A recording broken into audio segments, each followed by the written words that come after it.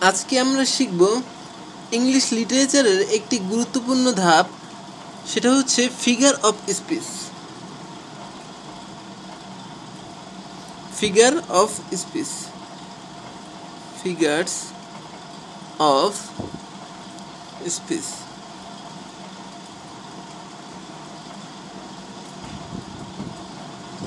Figure of speech.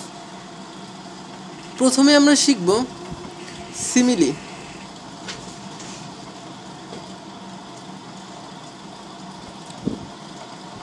Simile হচ্ছে বাক্যে S বা লাইক থাকলে, বাক্যে যদি এস বা লাইক থাকে তাকে বলবো আমরা সিমিলি। যেমন he is like a tiger, like a lion লেখি, he is like a lion, সে যেন সিংহের মতো। লাইক ব্যাস অর্থ হচ্ছে মতো, তার মানে এখানে বাক্যে লাইক ব্যাস আছে, তাহলে এই বাক্যটা হচ্ছে সিমিলির উদাহরণ। এক নাম্বার। এরপর আমরা শিখব হচ্ছে মিটাফোর।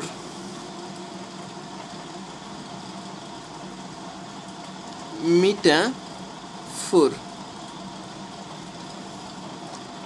মিটাফোর মানে হচ্ছে অবাস্তব, অবাস্তব বা মিথ্যা। মিটাফোর মানে হচ্ছে অবাস্তব বা মিথ্যা। লাইক বা এস থাকবে না, ব্র্যাকেটে লিখে দেই, লাইক বা এস থাকবে না। যেমন আগের বাক্যটা লিখছি হি ইজ লাইক এ লায়ন, এখন যদি আমি লিখি হি ইজ এ লায়ন, কেউ যদি আমরা অনেক বেশি বীর দেখি তাহলে আমরা সরাসরি বলি যে সে একটা সিংহ। তার মানে এইখানে হচ্ছে এটি কিন্তু একটা অবাস্তব, একটা মানুষ কখনো সিংহ হইতে পারে না, সিংহের মতো হইতে পারে। তার মানে এইখানে অ্যাজ বা লাইক নাই, তার মানে এটা হচ্ছে মিটাফোর, এটা একটা অবাস্তব কথা, এটা মিথ্যা কথা, এই কারণে এটা হচ্ছে মিটাফোর। যদি অ্যাজ বা লাইক থাকতো তাহলে এটাকে আমরা বলতাম সিমিলি।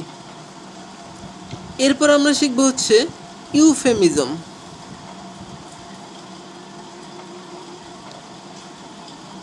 ইউফেমিজম,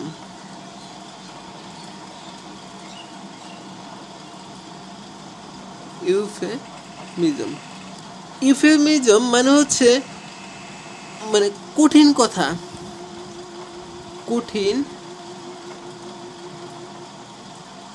এর পরিবর্তে, এর পরিবর্তে, কঠিনের পরিবর্তে কোমল কথা, কোমল কথা। ইউফেমিজমের সবচেয়ে ভালো উদাহরণ এটা হচ্ছে এটা যে হি ইজ, হি হ্যাজ লেখি, he has passed away, he has passed away, he has passed away. Passed away কথাটার মানে কি? মারা যাওয়া। দেখেন মারা যাওয়ার আমরা নর্মাল ইংলিশ জানি কি ডায়েট, ডায়েট অর্থ মারা যাওয়া, কিন্তু ডায়েট না বললে বললাম যে he has passed away, passed away এক ডায়েটের কোমল শব্দ, মারা যাওয়া।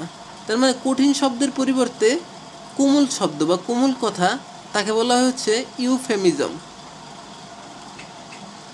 এরপর আমরা শিখব হাইপারবোল বা এক্সঅ্যাগারেশন। হাইপারবোল,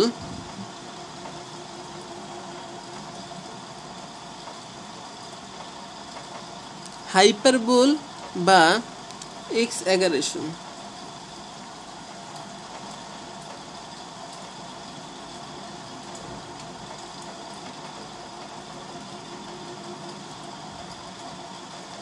হাইপারবোল বা এক্সঅ্যাগারেশন।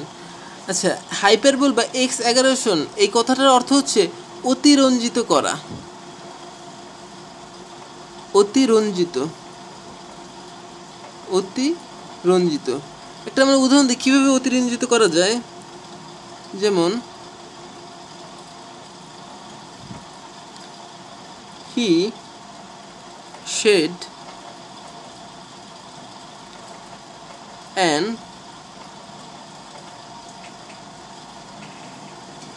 ওশান, ওশান বানান, ocean of, he shed an ocean of tears. তাহলে সে কান্না করছে, ওশান অর্থ হচ্ছে সাগর, অফ টিয়ার্স সে এক সাগর কান্না করছে। এটা কি সম্ভব?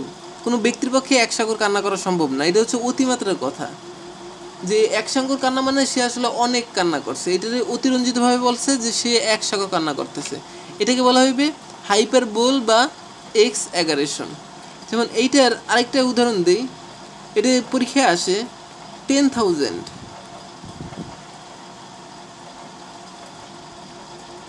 অন্য পেজ দিয়ে দিই।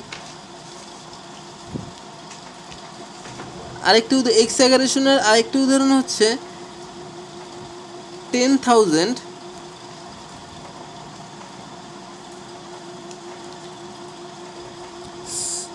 saw I at a glance.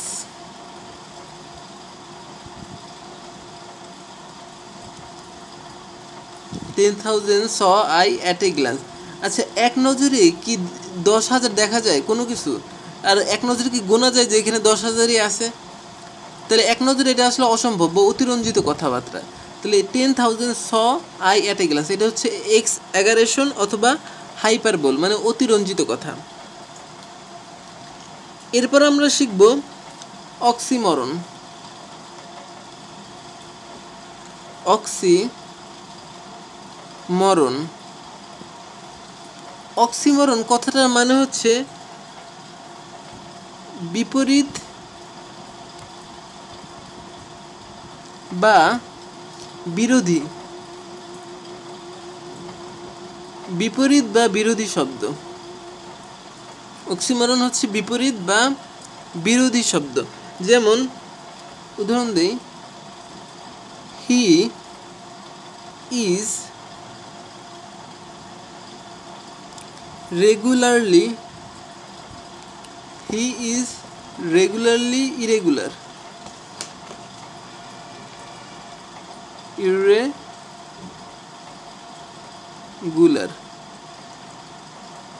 he is regularly irregular। তার মানে এইখানে দেখা যায় দুইটা বিপরীত শব্দ। রেগুলারলি অর্থ হচ্ছে নিয়মিত, আর ইরেগুলার মানে হচ্ছে অনিয়মিত। যখন আমরা দুইটা শব্দ, বিপরীত শব্দ বা বিরোধী শব্দ পাবো একটা একাংশের মধ্যে পাশাপাশি, পাশাপাশি থাকতেও পারে নাও থাকতে পারে, দুইটা বিপরীত শব্দ পাবো আমরা, তখন এটাকে বলা হবে হচ্ছে অক্সিমরন। এরপর আমরা শিখবো হচ্ছে অ্যান্টিথেসিস।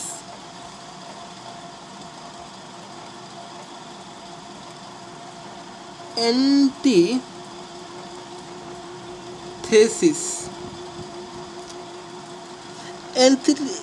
অ্যান্টিথেসিস মানে হচ্ছে বিপরীত বা বিরোধী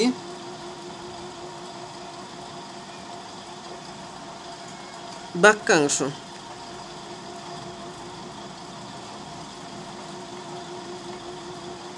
আগেরটা পাইছিলাম অক্সিমরন, পাইছিলাম বিপরীত শব্দ, বিপরীত বা বিরোধী শব্দ, আর অ্যান্টিথেসিস বিপরীত বা বিরোধী বাক্যাংশ। যেমন একটা উদাহরণ দেই,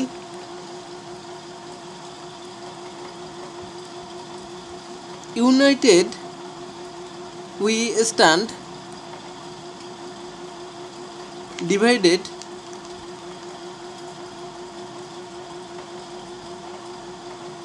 we fall. United we stand, divided we fall. এখানে দেখেন ইউনাইটেড কত অর্থ হচ্ছে একত্রিত হওয়া, আর ডিভাইডেড, ডিভাইডেড অর্থ হচ্ছে পৃথক হওয়া। দুইটাই হচ্ছে বিপরীত কথা। তাহলে বিপরীত বা বিরোধী বাক্যাংশ পাইলে আমরা তাকে বলবো অ্যান্টিথেসিস। যেমন আরেকটা উদাহরণ দেই, এইটা মোটামুটি আসে যে টু ইর, টু ইর is human,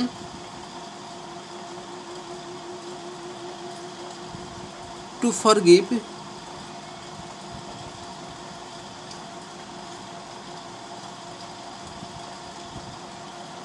to forgive is divine.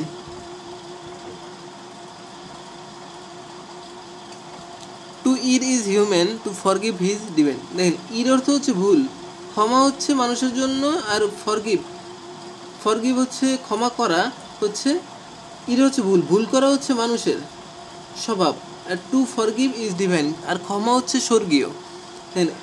ভুল এবং ক্ষমা দুটি কিন্তু বিপরীত শব্দ। ভুল করলে আমরা সাধারণত শাস্তি পাই, ক্ষমা না। তার মানে ভুল এবং কথা দুইটা বাক্যাংশ যদি বিপরীত বা বিরোধী অর্থ প্রকাশ করে তাকে বলবো এন্টিথেসিস। এরপরে আমরা শিখব পার্সনিফিকেশন।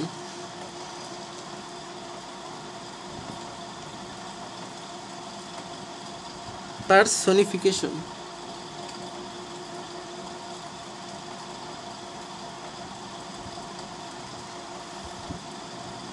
পার্সনিফিকেশন মানে হচ্ছে যে কোনো ব্যক্তি না হয়েও ব্যক্তির মতো আচরণ। কোনো বস্তু যদি ব্যক্তির মতো আচরণ করে, এখানে বলা যায় যে সাবজেক্ট হিসেবে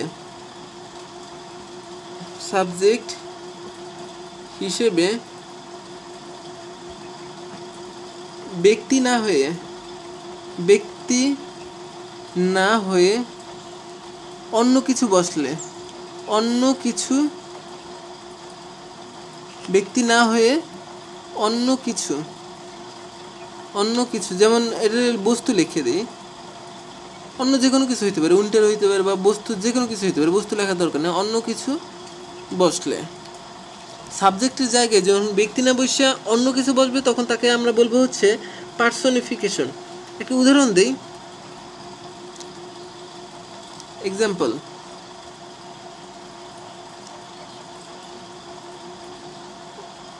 the thirsty earth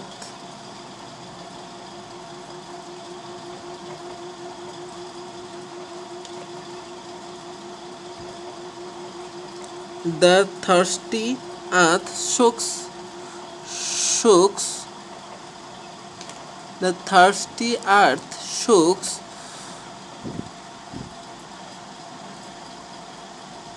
up the rain. এখানে দেখেন এই শোকস হচ্ছে ভার্ব, কারণ ভার্বের সাথে এস বা ইএস থাকে। তাহলে এই যে থার্স্টি আর্থ এটা হচ্ছে সাবজেক্টের জায়গায় ব্যক্তি নাই, তার মানে ব্যক্তি না থাকলে কি হবে, তাকে আমরা বলবো পার্সনিফিকেশন। এরপর আমরা শিখব হচ্ছে অ্যাপোস্ট্রফি।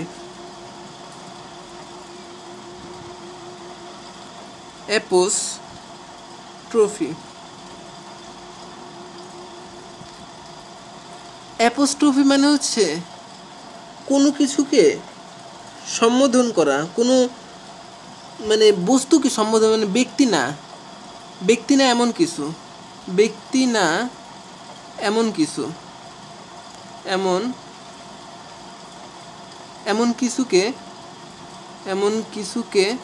সম্বোধন,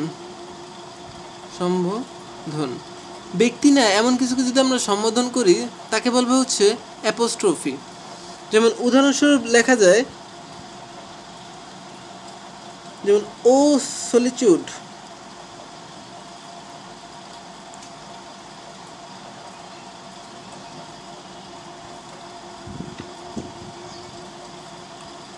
বেশিরভাগ ক্ষেত্রে এখানে একটা বিস্ময়সূচক চিহ্ন থাকে নর্মাল ক্ষেত্রে। ও সলিচুড where are thy charms? আমরা একটা কমন বাক্য জানি, ফ্রাইলটি দ্য নেম ইজ ওমেন। এরকম যখনই আমরা দেখবো যে এরকম একটা শব্দ থাকবে আর বিস্ময়সূচক চিহ্ন থাকবে, তো এটা হচ্ছে অ্যাপোস্ট্রফি এর উদাহরণ। এই সলিটির আরও উদাহরণ আছে, যে ও টাইম, যেমন ও টাইম, এখানে একটা যদি বিস্ময়সূচক চিহ্ন দিই তারপরে যা কিছু লিখি এটাকে বলা হবে হচ্ছে অ্যাপোস্ট্রফি। এরপর আমরা শিখব এলিটারেশন।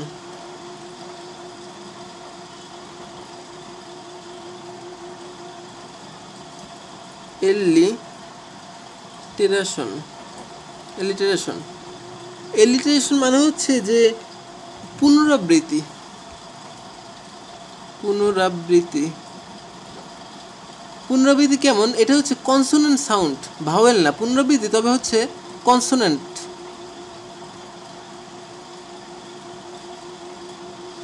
মানে কনসোনেন্ট শব্দ যদি বারবার আসে তখন আমরা তাকে বলবো হচ্ছে পুনরাবৃত্তি। যেমন একটা উদাহরণ দেই,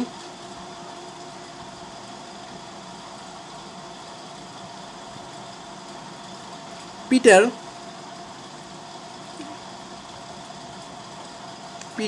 pepper picked Peter Piper picked a peck Peter Piper picked a peck of pickled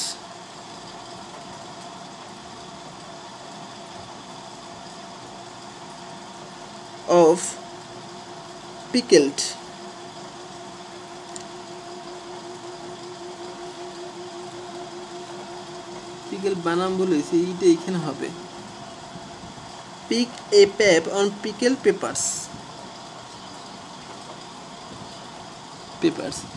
এখানে অনেকবারই দেখেন এই যে পি পি পি কতবার পি আসছে একটা বাক্যের মধ্যে। যখন এরকম কনসোনেন্ট, ভাওয়েল হইতে পারবে না, ভাওয়েল ব্যতীত অন্যান্য যে কনসোনেন্টগুলা এগুলো যখন বারবার আসবে তখন আমরা তাকে বলবো এলিটারেশন। এরপর আমরা শিখব ইপিগ্রাম।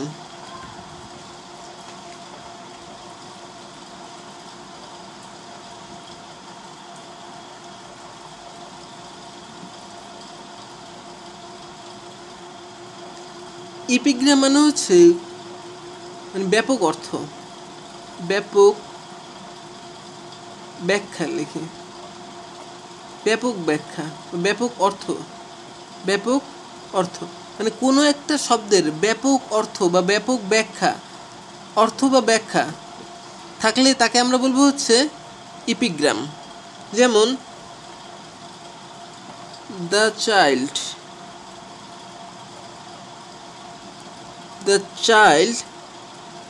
Is the father of man.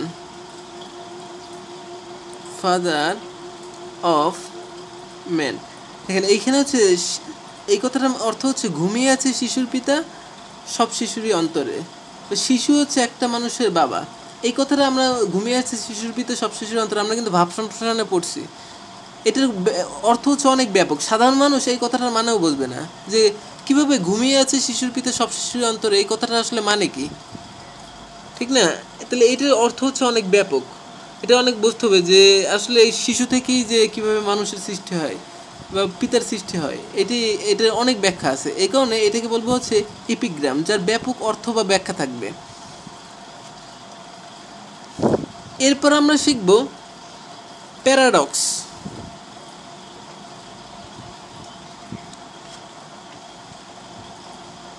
Paradox মানে হচ্ছে দেখতে মিথ্যা মনে হলেও আসলে সত্য। দেখতে মিথ্যা মনে হলেও আসলে সত্য।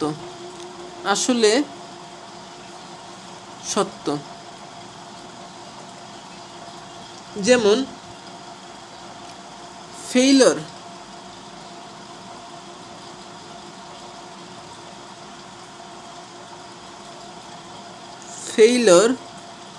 is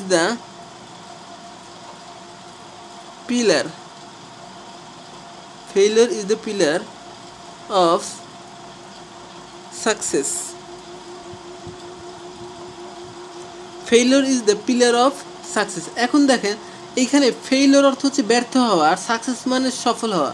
মনে হইতেছে এইটা একটা মিথ্যা কথা। কিভাবে ব্যর্থতা কিভাবে সফলতার পিলার হয়? ব্যর্থতা তো সফলতা থেকে আর দূরে সরাই নিয়ে যায় আমাদের। আমরা যত ব্যর্থ হই তত সফলতা থেকে দূরে সরে যাই। তার মানে এটা থেকে মনে হয় আসলে মিথ্যা, কিন্তু দেখেন আসলেই কিন্তু এটা কিন্তু আসলে সত্য।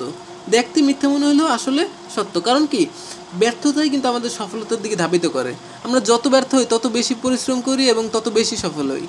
তার মানে এইটা দেখতে মিথ্যা মনে হলেও আসলে সত্য, আর একে আমরা বলবো হচ্ছে প্যারাডক্স। আজ এই পর্যন্তই।